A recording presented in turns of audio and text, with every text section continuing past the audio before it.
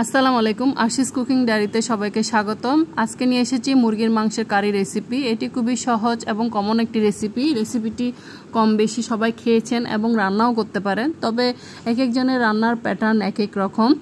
রেসিপিটি নতুন রাঁধুনিদের জন্য খুবই উপকারী একটি রেসিপি। আমি ঘরে থাকা সামান্য কিছু মশলা দিয়ে কিভাবে অসাধারণ মানের মুরগির মাংস রান্না করে যায় তার একটি রেসিপি দেখাবো। তো আশা করছি পুরো রেসিপি জুড়ে আমার সাথেই থাকবেন। তো চলুন চলে যাই রেসিপিতে। এখানে আমি মুরগির মাংসগুলোকে খুব ভালোভাবে ধুয়ে এবং কেটে নিয়েছি এবং সবগুলো মশলা উপকরণ নিয়ে নিয়েছি। এখানে নিয়ে নিয়েছি গরম মশলা, আস্ত গরম মশলা, পেঁয়াজ কুচি, আদা বাটা, রসুন বাটা, টমেটো কেটে নিয়ে নিয়েছি। এখানে নিয়ে নিয়েছি কাঁচামরিচ, নারকেল বাটা, বাদাম বাটা এবং টক দই। চুলা একটু হাঁড়িতে আমি পর্যাপ্ত তেল দিয়ে গরম মশলা ফোড়ন দিয়েছি। এর পর্যায়ে দিয়ে দিয়েছি পেঁয়াজ। এখানে আমি 1 কাপ মতো পেঁয়াজ দিয়ে দিয়েছি।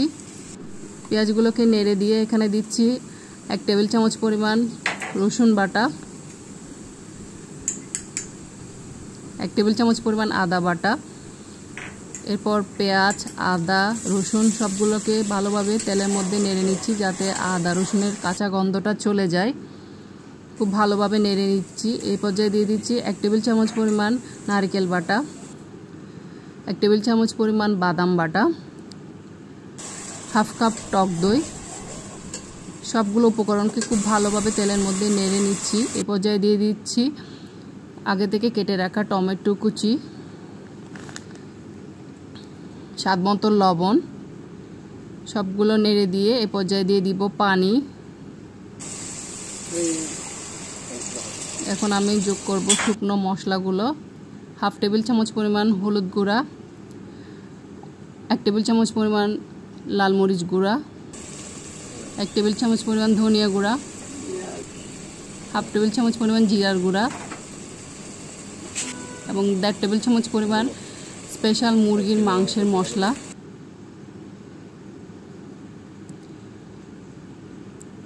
সবগুলো মশলাকে আমি তেলের মধ্যে ভালোভাবে কষিয়ে নিচ্ছি। যখন তেলের মধ্যে কষানো হয়ে যাবে এ পর্যায়ে দিয়ে দিচ্ছি মুরগির মাংসগুলো। সবগুলো মুরগির মাংস আমি একে একে দিয়ে দিচ্ছি।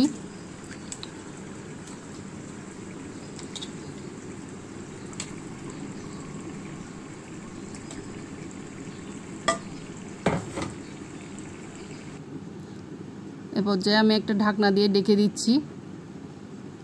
2 মিনিট রান্না হওয়ার পর আমি মুরগির মাংসগুলোকে উল্টিয়ে নিচ্ছি।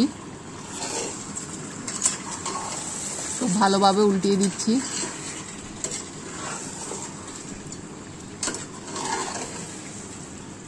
যাতে সবগুলো মশলা মুরগির মাংসের ভেতরে ঢুকে যায়। পেঁয়াজটা বেশি দেওয়ার কারণে মুরগির ঝোলটা খুব, গ্রেভিটা খুব হবে, পাতলা হবে না, খুব বেশি ঘন হবে।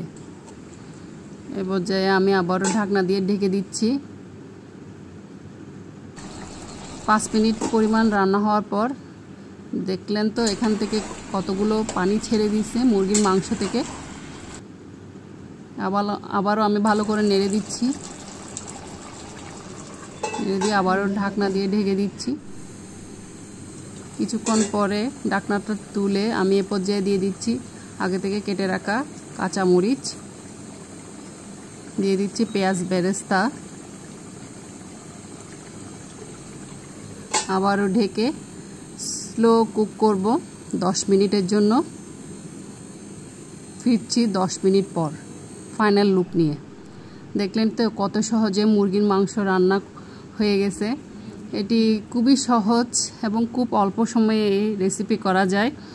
আশা করছি আমার রেসিপিটি আপনাদেরকে ভালো লেগেছে।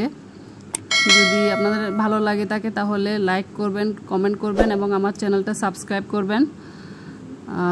আজ এ পর্যন্তই। দেখা হবে অন্য কোনো দিন অন্য কোনো রেসিপিতে। ততক্ষণ পর্যন্ত ভালো থাকবেন, সুস্থ থাকবেন। আল্লাহ হাফেজ।